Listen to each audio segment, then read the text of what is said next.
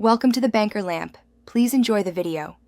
You begin by preparing the work area and assembling tools so nothing interrupts removal. Score the paper lightly so steam or solution penetrates the glue. Scoring increases surface area and speeds loosening. Apply steam or a 1-3 wallpaper remover solution evenly, letting it soak for several minutes so the adhesive rehydrates. Once done, check a test patch to confirm glue softening. Make sure steam isn't overheating the wall. This first push makes the rest of the job manageable and reduces wall damage risk.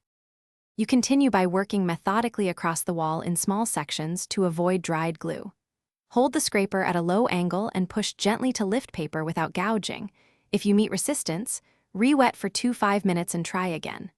Once surface paper is off, use a coarse sponge and warm water to dissolve residual adhesive, rinsing the sponge often so you're not smearing paste around. Make sure to change water when cloudy. Clean water helps you see remaining glue and prevents streaking. You finish by rinsing the entire wall with clean water and allowing it to dry completely so joint compound adheres. Lightly sand any raised fibers or remaining glue, then fill holes or gouges with compound, sanding smooth once dry. Prime the repaired surface to seal residual adhesive and create uniform porosity for paint or new wallpaper.